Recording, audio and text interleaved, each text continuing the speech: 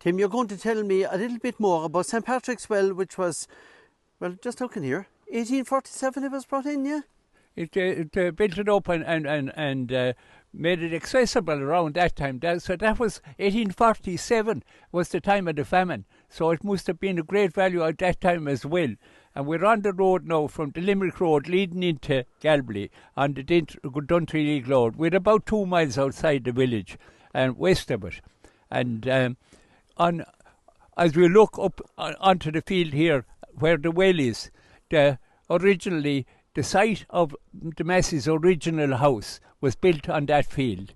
So probably they had it quite near enough there in the middle of the field, because this obviously was a great well, a supply of water, and they always built their houses or whatever they were near a very vital water supply. And just above where the trees are reaching up, if the leaves were gone off of the trees, you could. There's a house being built on the left-hand side, but where the trees are, if the leaves were gone, you could see the arch of the old church in the graveyard of where the Masses were, and there's a lot of them are buried still up there. Just I met Jim Fitz this morning. He gave me a document which dates in 1848. There was a meeting held in Tipperary with Massey, Bolton, and a number of a whole lot of people from around the place subscribed money for the people to get employment for them during the famine. So they had that was history in as well. And so what's this over here, Tim? On the other side of the road, then what developed is that they sank a deeper well from the one that's across the St. Patrick's Well, and this well is a group water scheme which supplies a lot of the people. The tank the water's pumped up onto the side of Duntry Hill, and there's a big tank there that supplies the water to a whole area around here. We could say probably within a half a mile or so of where we're standing, all the houses are supplied by water from this well. How far is it supplying? How far is it going to? Into the village? No, it's not going into the village. It's just we'll say over the start of Jim Dunhull's and the side of Duntry Hill and at the back of it, and going west of us here as well, and up towards where we were looking up where the graveyard was, and a lot of houses up along there are all supplied from this well. So is it fair to say, Tim, it's only supplying maybe within half a mile of the area? About half a mile or most about a mile of that, yeah. Is the well dry?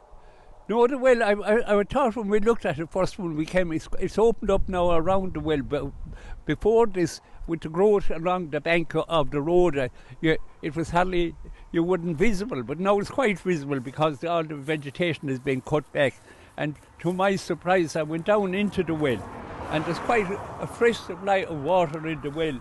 In fact, there was a cup there on there that you could take up the water now, whether you drink it or just bless yourself with it. Let me just see the water now. Is there much in it, Tim? That's the water out of the well. Okay, I might just maybe, while you're talking away to me there, I might just pop down here. Okay, Stephen is going down now. He's gone down have a look into the well itself. Okay, so I'll just show our viewers, there's steps here. Yeah. Going down. And there's a steel gate at the entrance to it as well, which describes St. Patrick's Well. It's cut out on the steel gate. So there's the steel gate. And Tim, there's a good drop of water in that well. There's a lovely drop of water. There's about a foot and a half of water, which looks quite fresh. In fact, going back, Stephen, in our family, they used to, a lot of the people from the village and the young teenagers and come back here, and there was a saying about bubble up, bless as well. You could see the water, the air coming up. Yeah, what was that about, Tim? Bubbling up. Yeah, what was that about before? We were always told that. Bubble up, blessed water. That's it. That's just a rhyme that they developed about the well itself, like, you know. And going back, of course, long before an awful lot of the motors came in, the bicycle was the main mode of travel at that time, and this was the place that was visited an awful lot at that time as well. Cars go flying past it now, as we just saw there a while ago, and they're oblivious of what it is. This, of course, St. Patrick was around the early 1430, 1432, around that time. And whether St. Patrick actually himself visited here. He probably went to Ardpatrick, but he had a lot of disciples, and probably one of his disciples visited here. And across the top of the hill, next door parish to us, is the parish of Emly. And there was another saint there, Saint Ailbe, who was around the very same time that brought Christianity to Ireland. Before that, we had the paganism. We mentioned about the paganism to the Temple Hill up in the Galties. But these converted the people to Christianity, and St. Ailbe was around the same time as St. Patrick.